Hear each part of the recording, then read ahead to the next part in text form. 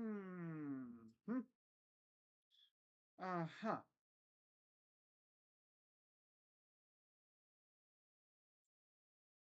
Oh, man. You already know. Ha ha.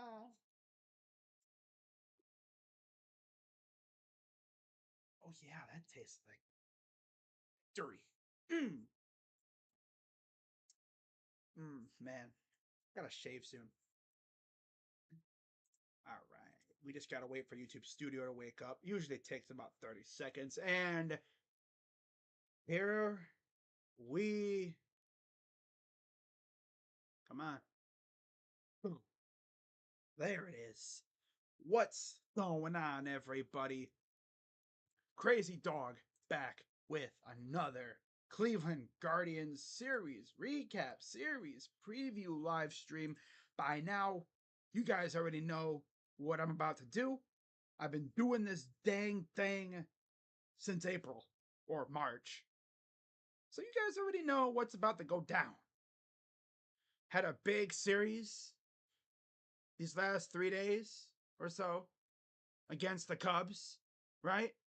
Guardians went into Minnesota, took two on the chin, and then we dished out two more on the chin to them. We lost 7 in a row. Possibly the ugliest stretch of games us Guardians fans have seen this year.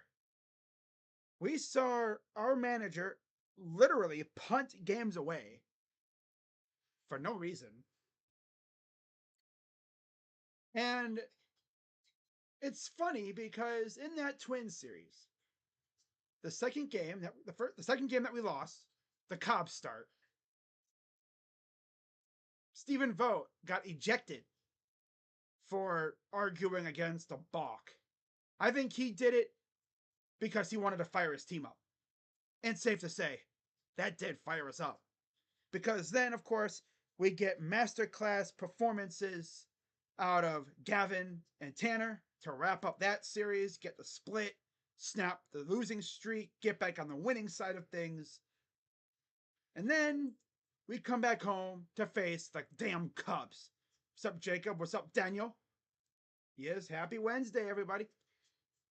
And first game against the Cubs, we had Ben Lively on the mound, and Ben has been good, but I think this is the deepest he's gone into a season. Yeah, this is I think the deepest he's gone into a season, so teams are starting to figure him out a little bit. And he struggled mightily. Only going 3 2/3. Yeah, not great. Especially for a bullpen that's already been used a lot. I must have said abused, but no, they've been used a lot. And they're going to be heavily relied in this one. And aside from three crappy pitchers, essentially, they were mostly fine. They were mostly good. Ben Lively went 3 2/3, 5 hits, 3 runs, 4 walks. Ugh. 1 strikeout, 2 homers. Very uncharacteristic. Any of him. And now we had to face Shota Imanaga. I streamed a game of his earlier this year against the Grimace Mets, and they absolutely shellacked the hell out of him. And we pretty much did the same thing here. He went 5 innings, 7 hits, 7 runs, 3 earned. That's crazy. 3 earned runs, but 7 total runs scored. 1 walk, 3 Ks, and 2 homers. Now, in terms of the scoring, Ian Happ would get the Cubs on the board with a 2-run homer in the top of the third. And then that would make it 2-0. And then Pete Crow Armstrong would homer in the top of the fourth off of Ben Lively. And then I believe that would be it for Ben. And yeah, not a great start. The Guardians woke up. As bottom of the fourth, they would have a 4-run inning, courtesy of a Josh Naylor single to score the first run. And then John Kenzie Noel gave us a nice little Christmas present in August with a 3-run Yebo bomb, junk dunk to left field. That's his favorite spot. He loves to pelt baseballs over to the home run porch area. And it was 4-3 Guardians. Not to be outdone, bottom 5, Stephen Kwan, 2-run homer, made it 6-3. And then David Fry got in on the fun with an RBI single. Yeah, Ramirez scored, but Fry was out at second on the throw. No idea why you would try to do that, but that's just what they do. Being over aggressive on the bases. That's their thing. So it's 7-3. And then, for good measure, bottom 6, Jonk would go yard again. And it would be 8-3. Now, usually in the old days, you'd be like 8-3. Okay, we got this, right? But bullpen. Ugh. As the Cubs would respond, of course, 4-run inning of their own. Nico Hoerner, RBI single to cut the lead to 4. And then Dansby Swanson, 3-run double, made it 8-7.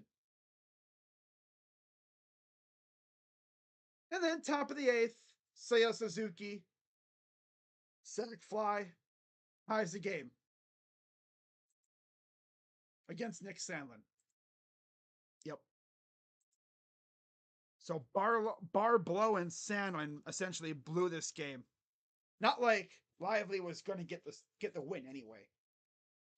But Pedro Avila went 2 1/3 of fantastic baseball. And then Tim Herron, Barlow, and yeah. Well, Strzelecki came out there, gave up a run too. Actually, the run, I think, from Sandlin was charged to Strzelecki, which really sucks. Because again, if a pitcher leaves, runners on base, those runners essentially, even if they score on the next pitcher, the runs would go towards the pitcher that gave up the hit. So yeah. So yeah, they tie the game, and then we're like, okay. But bottom 8, Josh Naylor singles on a ground ball to left, and the Guardians retake the lead. And we're thinking, okay, we got this. We got Class A coming out there.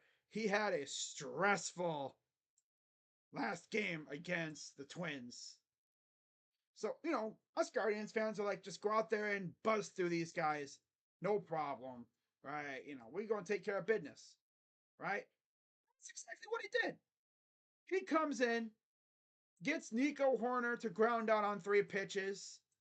Dansby goes down swinging on 3 pitches. And then Pete Crow Armstrong came in and took 4 pitches. So a light work night for Mr. Class A. So we take game 1. 9-8. Game really pissed me off, but I'll say this. The offense woke up when it needed to. Good stuff. Good stuff. All right. So Guardians get the win 9-8. Sandlin 7-0 somehow. 3.80 ERA. Merriweather, former Guardian prospect. For those wondering, when was he a Guardian? He was a Guardian up until we traded for Josh Donaldson. He was the guy we traded for Josh Donaldson. That was a flop of a trade. Dude didn't do anything here.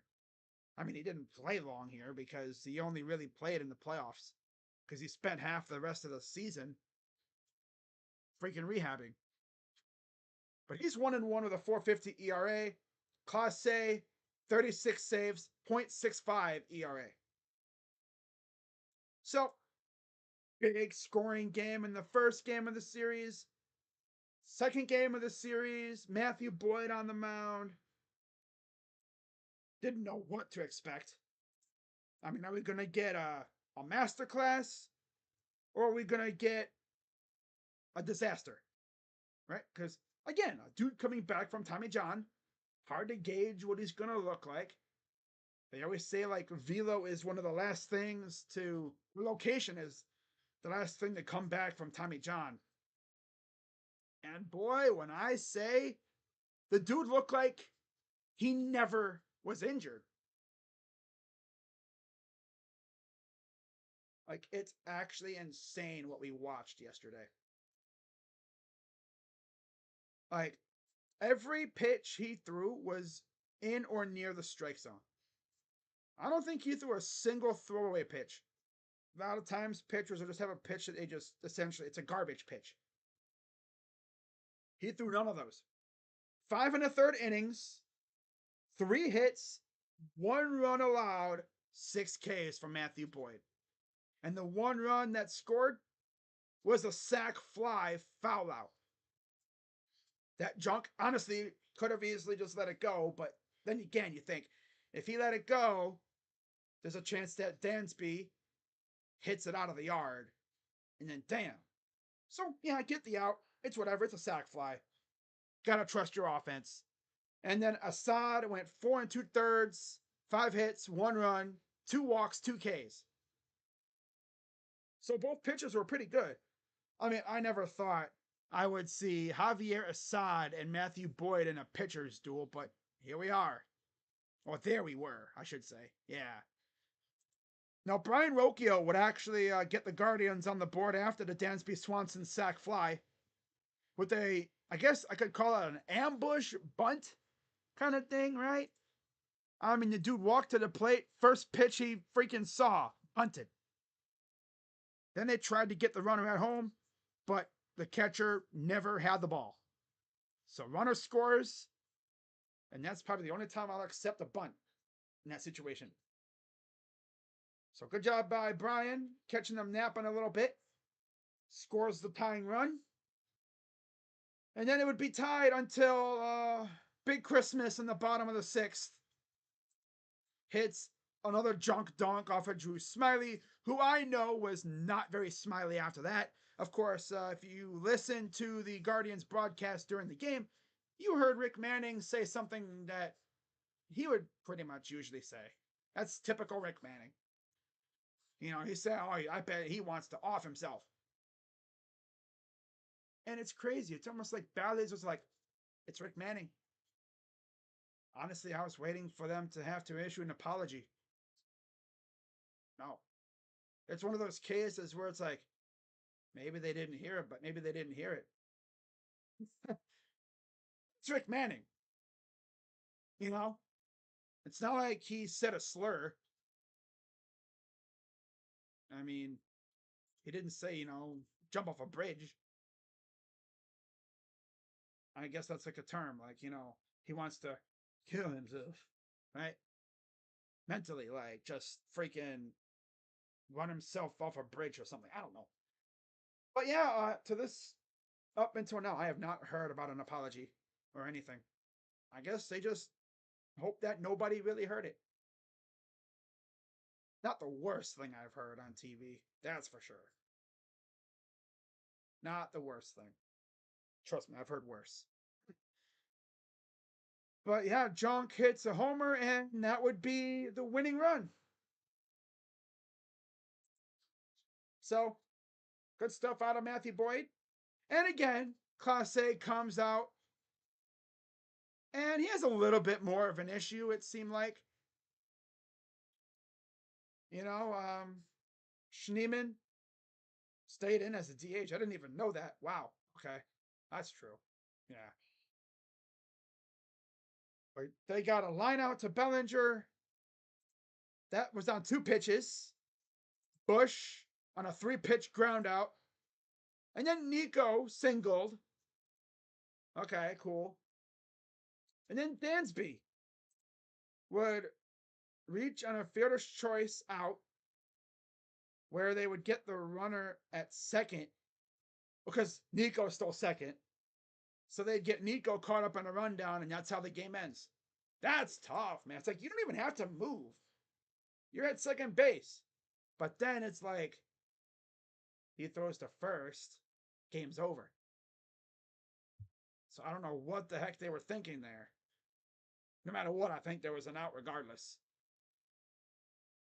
But yeah, another solid outing for Class A. He had another, yeah, that was another light outing. 4 straight days. You knew his arm was probably about there in terms of limit. Got to be careful, right? But Matthew Boyd with a masterclass, great stuff. He looked like he did before the surgery, and I cannot wait to see what he'll do in his next start.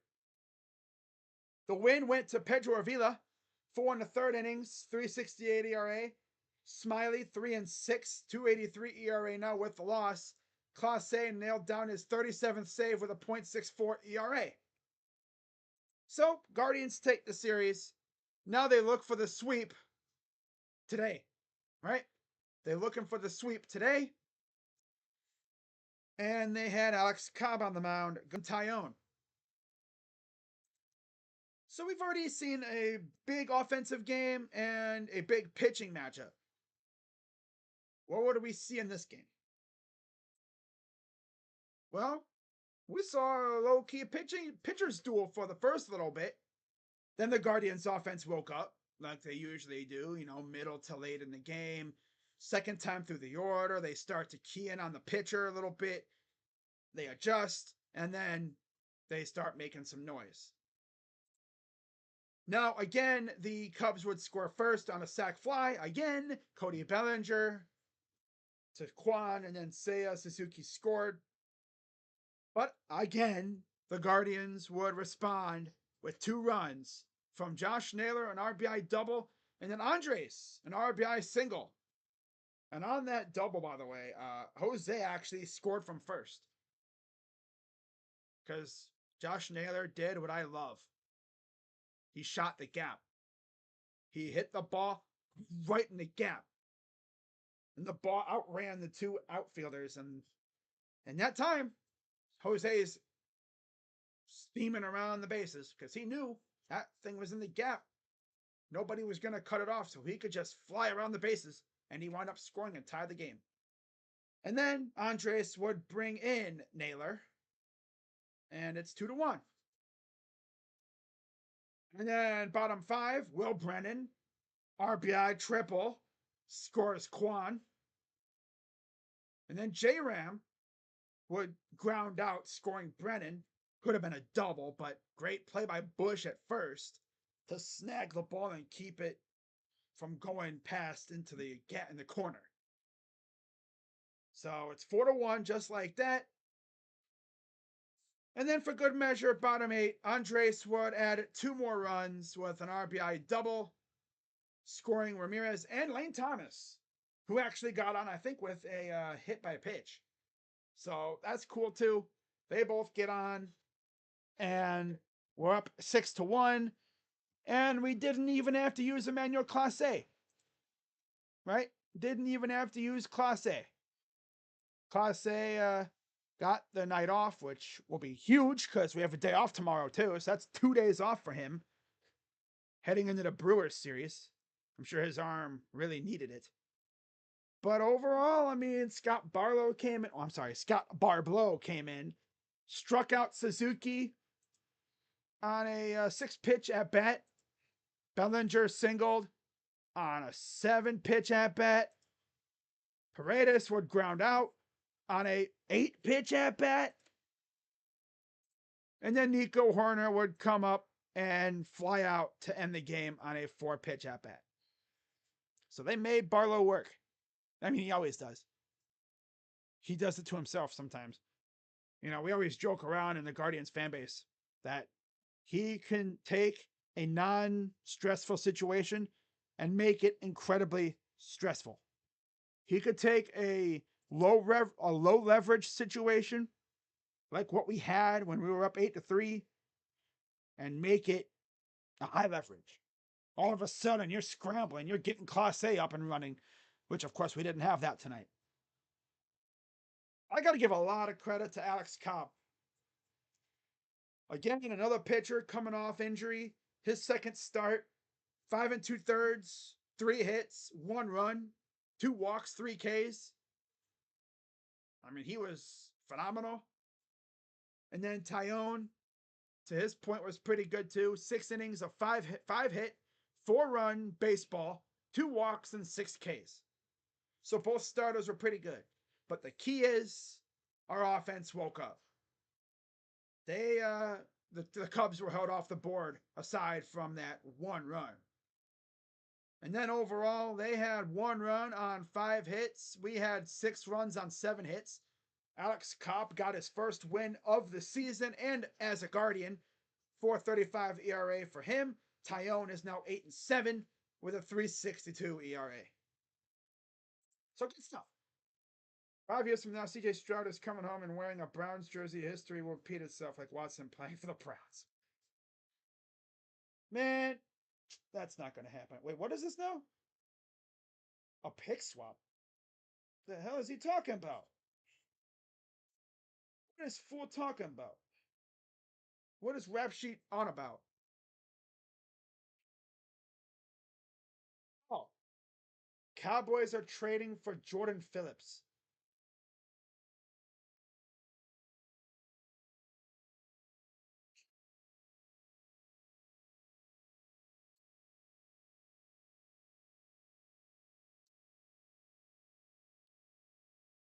That's information we did not need to see, Georgina. That's a trade. It's like, ooh, Jordan Phillips, ooh.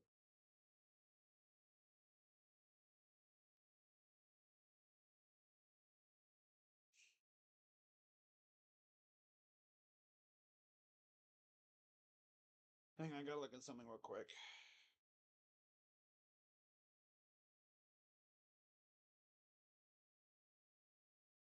All right.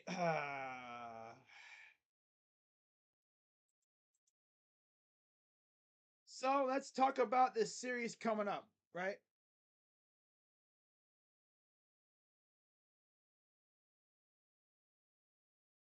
Oh wow! So Dodgers are losing. Wow. Cubs? No, not the White Sox are beating the Yankees. Yeah. All right. So yeah, Guardians have all of a sudden won 5 in a row. They have won 5 in a row all of a sudden after losing 7 in a row. And this team looks completely different. Like, it's insane how different this team looks right now. And now let's talk about what we got coming up because first game of the series against Milwaukee, we're facing an old friend. We got to face off against Aaron Savale. Savale, of course, former Rays pitcher, got traded to the Brewers earlier, about a few weeks ago. I think he probably got traded about what, less than a month before the deadline. I think he was like the second or third trade before the deadline, the earliest trade, like after Arias. So Gavin against Savale, Gavin's 2-4 with a 4.38 ERA, 42 Ks. Savale 3-8 with a 5.02 ERA, 113 Ks. And against Savale, only Kwan has an RBI. That's it. But again, we've only faced him once because, again, he's from the Guardians. So it's like they only faced him once with Tampa Bay. So we'll see how he does against, see how we do against him nowadays. So again, there's not really much to say there. I mean, like I said, he was a Guardian guy all the way through. I mean, we've never faced him before. Heck, even the guys like, I mean, he's only faced us once, so it's wow. But yeah, it's 2-4, 4.38 ERA, 42 Ks for Gavin.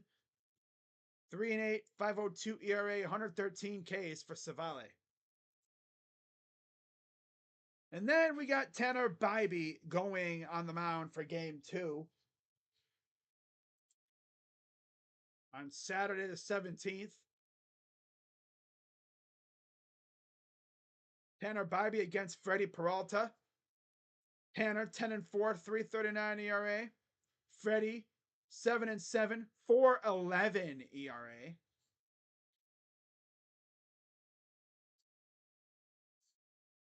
And against Tanner, only William Contreras has an RB. Or no, William has an RBI, and Gary Sanchez has a home run with 4 RBIs. Against Peralta, Lane Thomas has 2 RBIs. Wow. Okay. Now, one thing I forgot to do, we're going to look at their last 3 outings. But yeah, Tanner has been phenomenal. Came back from his little extended rest period, I guess, because they wanted to, I guess his shoulder or something was acting up, so they held him out for a start. He looked fantastic in his last outing. I mean, that was like vintage Tanner. He's won his last 2 outings, by the way. He beat Detroit July right before the deadline. 6 innings, 7 hits, 2 runs allowed, and 2 Ks. Minnesota got a win, 5 2/3, 6 hits, 1 run, 5K ball.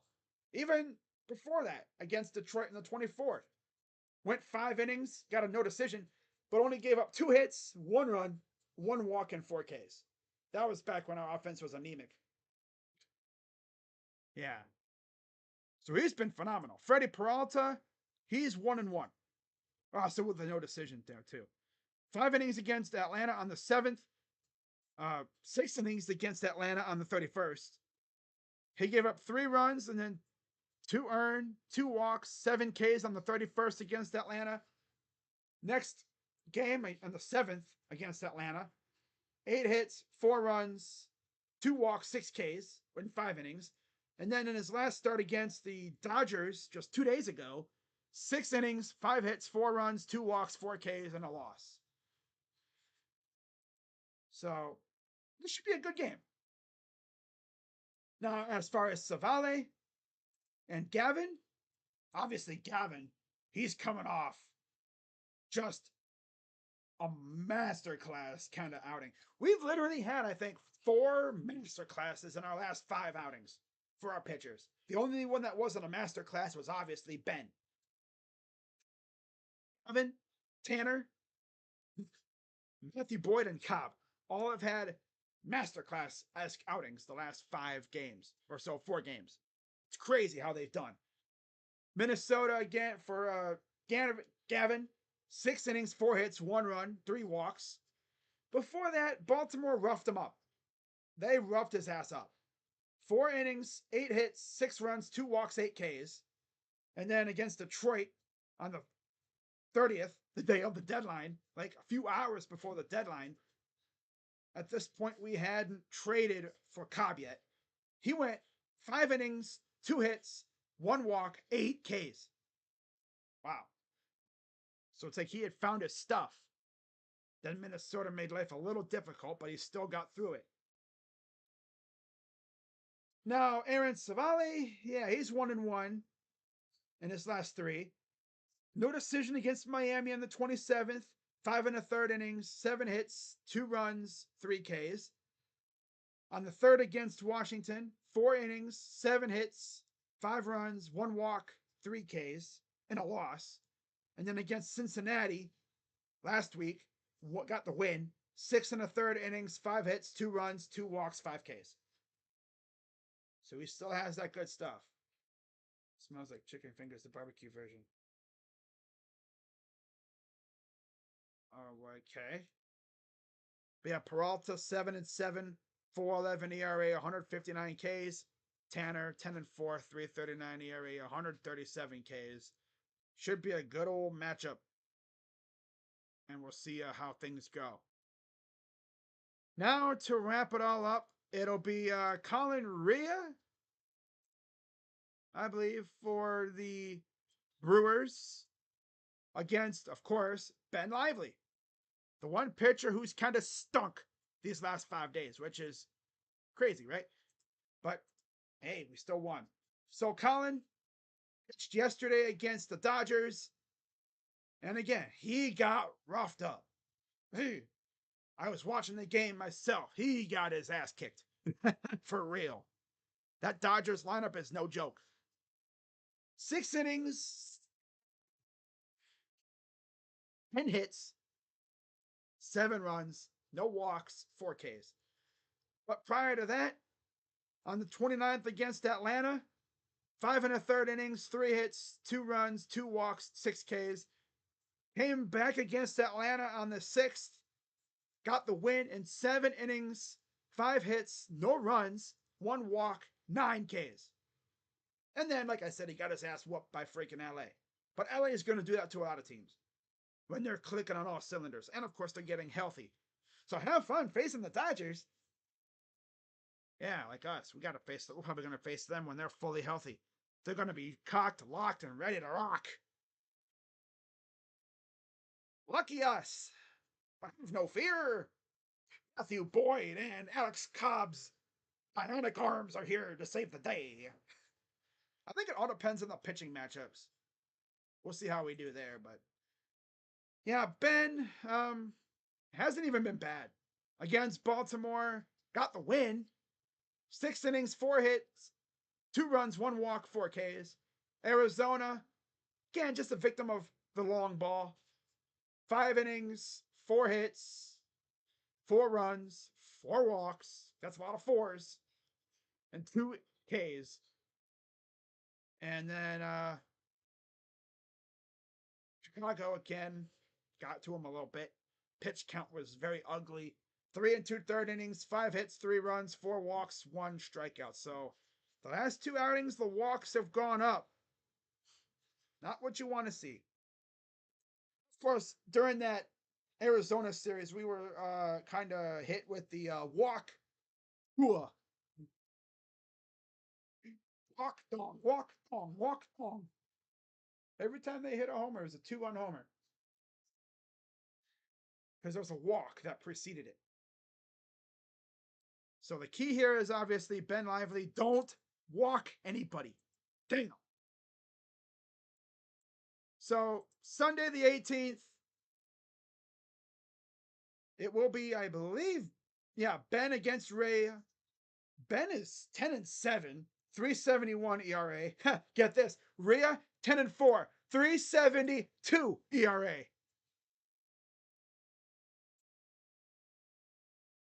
Even make it up. They're literally 1 point difference. All it takes is 1 strikeout, and Rhea will have a lower ERA than Ben. Ben's better because of 1 point. Yeah. Should that game be like the best game of the weekend? Of the week? That would happen too.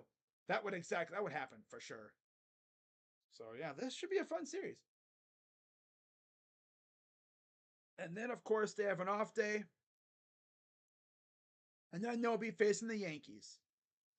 Now the good news is that Yankees series, you're gonna have your horses for that one. Your war horses, I guess you could say. Oh, you're gonna have Matthew Boyd, Cobb, and Gavin pitching in Yankee Stadium. So that'll be fun. But against Ben, only Monasterio of all people has a home run or 3 RBIs. And then against Rhea, we've only had 3 guys face him, and they faced him for a combined 5 at-bats. So there's really nothing there. No RBIs or homers or anything. So hard to say what could happen, but Ben Lively, again, 10-7, 3.71 ERA, 93 Ks. Ray, 10-4, 3.72 ERA, 103 Ks. Could be an interesting one. And as far as am I streaming any of these games, I'll probably stream the Friday night one. And then we'll see from there. I'm kind of tied between do I stream the Friday or Saturday night? Because I haven't really streamed Gavin's starts, and he's been phenomenal. I don't know. We'll see. Depends on how I am. I might stream Saturday. But yeah, with that being said, guys, should be a fun weekend. Of course, I'll be going to Browns camp, so that'll be a blast. And hopefully, weather behaves. Let me check something on Twitter real quick.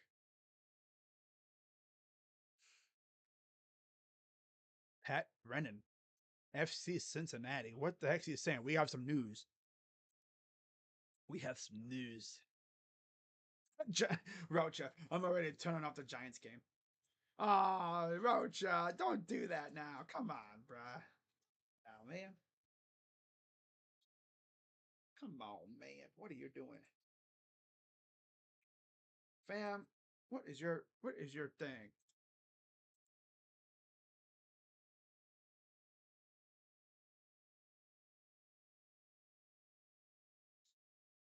Ah, nice.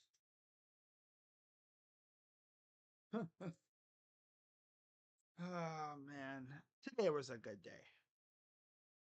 Today was a good day. Wait, what's this?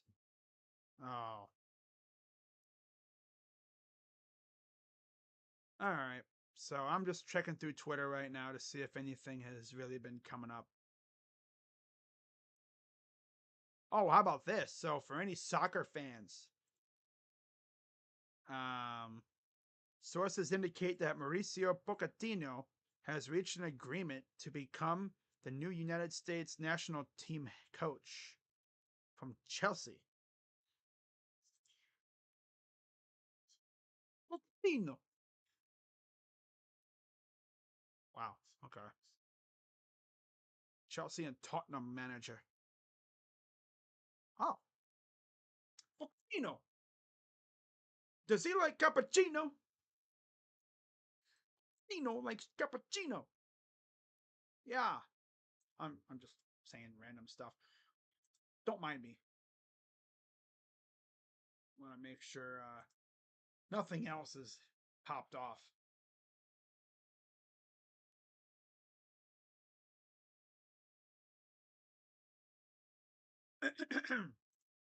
Samantha Irvin. Yeah. This dude, freaking Ricochet, he is showing off. Man, come on. He knows that there's a lot of simps that follow him, probably. Like, yeah, right, buddy, that's mine. Dolph Ziggler. What the heck? Twitter's so funny sometimes, I swear. All right. Samantha Irvin always just breaks the internet randomly. So, Cucho, on if it's a priority to win the Leagues Cup. Beautiful competition that is growing. You can see it in the stands. Last year, the fans doubted it a little, but this year, the atmosphere is growing. You know, the do or die games are emotional always, if of course. Any competition we play, we want to win. Damn right. Damn right. Okay, I think that's going to wrap it up for this one, guys. So, that's all I got. All right. Browns look good during practice, which is nice. Guardians win. Cavs haven't done anything to piss me off, which is definitely nice, right? They haven't pissed me off in a while. I don't know if there's really a way they could piss me off at this point. I mean, yeah, they haven't done anything. But honestly, I mean, it's better to not do anything than do something stupid. Although I have heard that they've been eyeing some international guys, I guess. They had their eyes on Yebusele from France. He was on the French national team that Kenny Atkinson coached on. And then apparently they've been looking at Bruno Caboclo from Team Brazil. So that's something to keep an eye on, I guess, if you're into that. Oh, I see. Atlanta's up 5-1, bottom first. Sheesh. How the heck did they score? By the way, Minnesota lost today, so we gained a game on them now. That'd be nice. Gain a game on them. Nice, nice, nice. All right. Let's see here. Wait a minute. What? Atlanta has one hit but 5 runs. The hell is that possible? Tyler Fitzgerald homered again, of course. Oh, that explains it. Michael Harris hit a grand slam.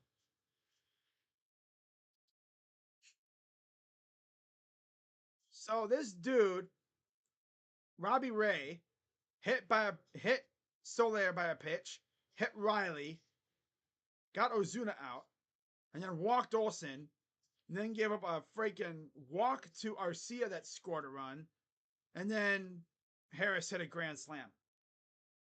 Okay. Damn. That's crazy. 5 runs on 1 hit because of a salami. A salami! Alright. But yeah, I'm going to wrap this one up, guys. Shout out to everybody who came in the chat, even though it seemed like there was some trolls in there. Salute I missed the game or I'm over my people's house getting F up to my birthday. Hey! Have fun, beat squirrels. See you later then, buddy. So I will see you all probably Friday. But if I don't go live for Friday, I'll be live on Saturday. Sound like a plan? Yeah. I'll be live for at least one of these Brewers games coming up. I just don't know if I want to go live for Gavin or Tanner. It's one or the other. Knowing me, I'm probably going to go live for both. Depends on how I'm feeling. So just keep an eye out for the, the thumbnail for the stream to be scheduled. That'll tell you all you need to know. So with that being said, I'm Crazy Dog, and I will see you all later. Of course, I'll be live tomorrow for day 2 of the Vikings-Browns joint practices. I'll do like what I did today. Although I'm actually thinking about going live during the event so we can react to these events as they happen. I don't know. We'll see. So can't wait for tomorrow. Last joint practice and then game on Saturday. So with that being, actually, that makes sense. Go live because, yeah, Browns play at 4. So